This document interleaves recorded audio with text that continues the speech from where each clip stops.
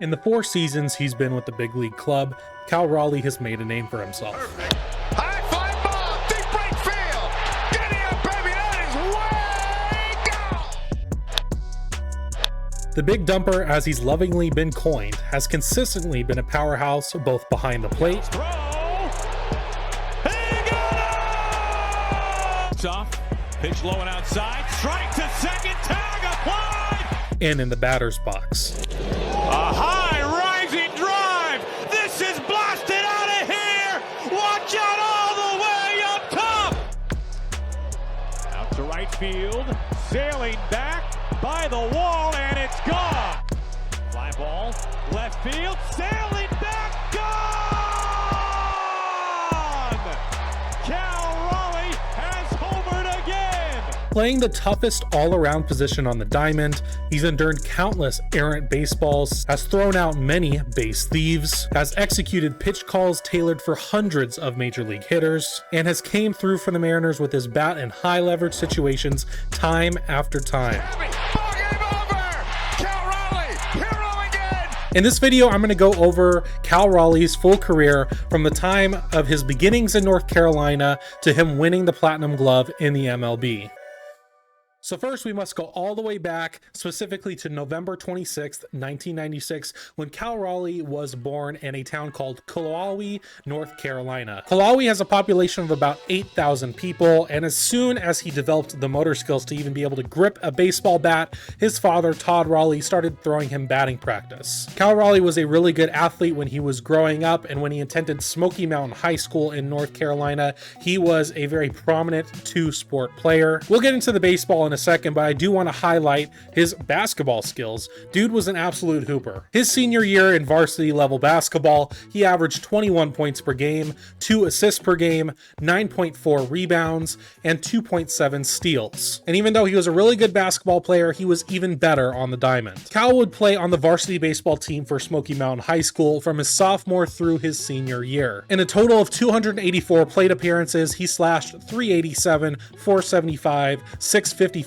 with 92 hits, 61 RBIs, and 13 home runs. And normally for high school athletes, your most important year to put up a good stat line is your senior year so you can get those college offers, and Cal Raleigh did just that. During his senior season, in 89 plate appearances, he put up a insane slash line of 459, 551, 932, hitting 10 bombs and stealing 20 bags. This season alone garnered him a lot of accolades, some of these being named to the 2015 Max Preps Medium Schools All-American Team, a Louisville Slugger First Team All-American nod, West North Carolina Player of the Year, and Western North Carolina Male Athlete of the Year. And additionally, he would get his first taste of playing on a big league field when he attended the 2014 Under Armour All-American game held at Wrigley Field. And when it was time to pick a college, the choice was really easy. He wanted to go to Clemson University. And a big reason for this was head coach of Clemson at the time, Jack Leggett, who since 1988 had a connection with the Raleigh family, starting with his father, Todd. Todd Raleigh walked onto the Western Carolina University baseball team in 1988, which was at the time being coached by Leggett. Todd would develop under Leggett at WCU and would eventually play in the big leagues for a little bit with the Boston Red Sox. Unfortunately, I cannot find his stats. And after Todd's playing career, he ended up becoming a collegiate level baseball coach. He was an assistant for multiple East Coast programs. In 2000, he would become the head coach of Western Carolina University, which he would lead for 7 seasons before making the move to be the head coach of the University of Tennessee. And during that time, Todd Raleigh and Jack Leggett kept a very close relationship. Unfortunately, when it was time for Cal Raleigh to follow in his father's footsteps and be trained under Jack Leggett, Leggett would be fired by Clemson University, meaning that Cal now had to look at other programs. He was looking at the University of Virginia, and they were going to let him play both baseball and basketball, but there was one other school that Cal Raleigh would do a tour of, that being Florida State University. He would meet with head coach Mike Martin, and not even a week later, he would commit to FSU. Unfortunately, Florida State did not allow him to play basketball as well, and he had to only focus on baseball, but this was a good move for Cal because immediately in his freshman year, he had playing time. And he did really well in his freshman year. In 280 plate appearances, he slashed 301 4-1, 4-12, 5-11 with 10 home runs and 50 RBIs. And we already started seeing that clutch gene that we know him for here in Seattle when he hit a walk-off sacrifice fly against Georgia Tech. And his incredible freshman campaign earned him All-American honors from Louisville Slugger, Baseball America, and Perfect Game. His sophomore year was a bittersweet one. The bitter part was his offensive production did take a dip. He only slashed .227, .330, .398 with 9 home runs and 39 RBIs. But on the plus side, he began being known as an Iron Man of sorts. He played in every single game that year, and that extended his games played streak to 116 straight. Florida State would make it to the ACC championship game versus North Carolina, and Cal would end up knocking in the go-ahead run in the 8th inning to end up winning that championship, and this sent them to the Super Regionals for the College World Series. With 2 more wins needed to make it to the College World Series,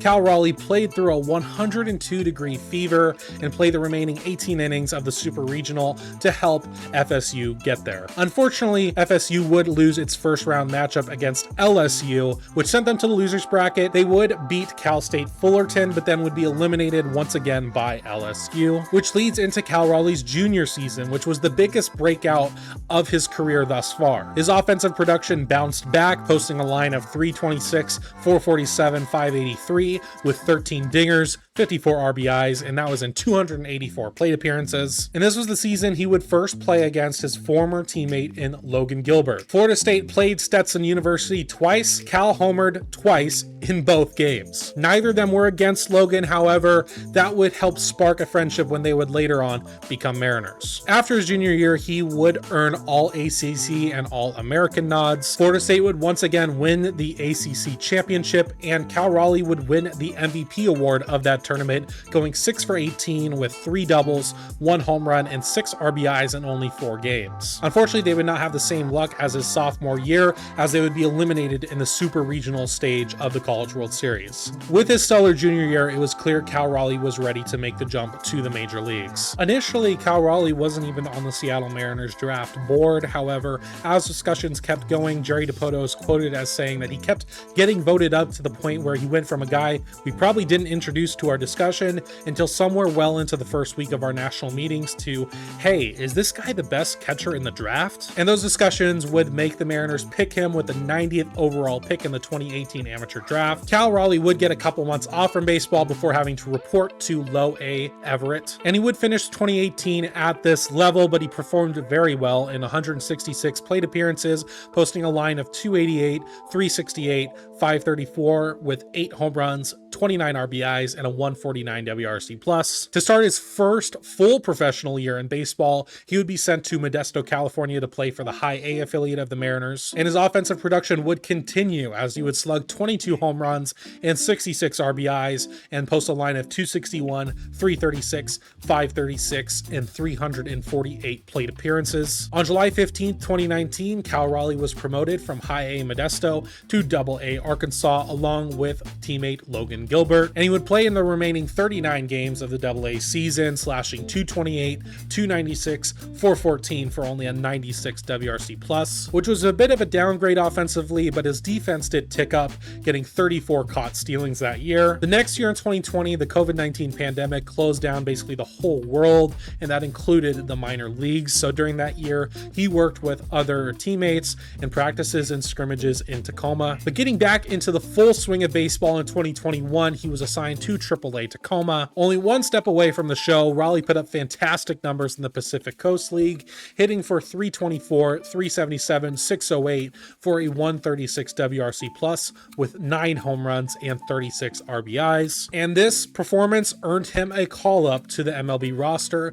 making his debut on July 11th at T-Mobile Park against the Los Angeles Angels. So going into his major league career, his first major league hit came on July 20th, 2021 versus the Colorado Rockies, and his first major league home run came 3 days later against the Oakland A's. And for the remaining 47 games of the season, Cal was the backup to then catcher Tom Murphy. When he filled in, he struggled a lot at the plate, posting a measly line of 180, 223, 309 for a 46 WRC plus, and he boasted a staggering strikeout rate of 35%, so his future at that point in the league was unclear. After 2022 spring training, Raleigh did make the 26-man roster to begin the season, but that did not last very long. He only lasted 9 games at the start of the year and hit for a .083 batting average, only amassing 2 hits in those 8 games, one of which was a home run, and he would be sent down to AAA Tacoma on April 28th. But on May 7th of 2022,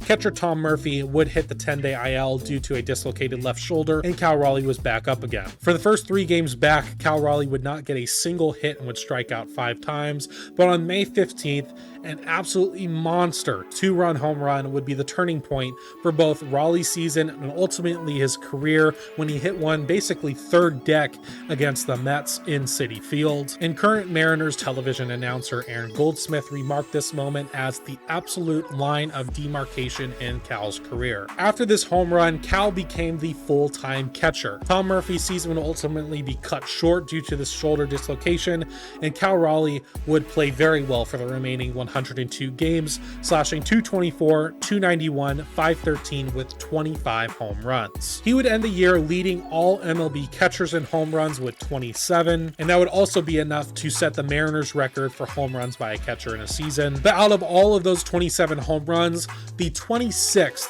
stands out as the most prominent. On September 30th, 2022, the Mariners would host the Oakland Athletics in T-Mobile Park, needing only 1 win with 7 games remaining to break a 21-year-long playoff drought, which at the time was the longest in North American sports history. Cal did not actually start this game, Luis Torrens did. But going into the 9th inning, the game was tied at 1 apiece due to a Ty France RBI double and Shea Langelier's solo home run. Oakland A's manager Mark Kotze would turn to right-handed reliever Domingo Acevedo for the bottom of the 9th, with Torrens being a right-handed bat and Cal Raleigh being a switch hitter. Mariners manager Scott Service put in Raleigh to pinch hit for Torrens. He would bat behind Mitch Haniger, who would strike out swinging, and Carlos Santana, who did the same. So with 2 outs in the bottom of the 9th, the scenario that every kid plays out in their backyard, pitch 1, an 86-mile-per-hour changeup misses down and in the dirt. Pitch 2, another 86-mile-an-hour changeup missed middle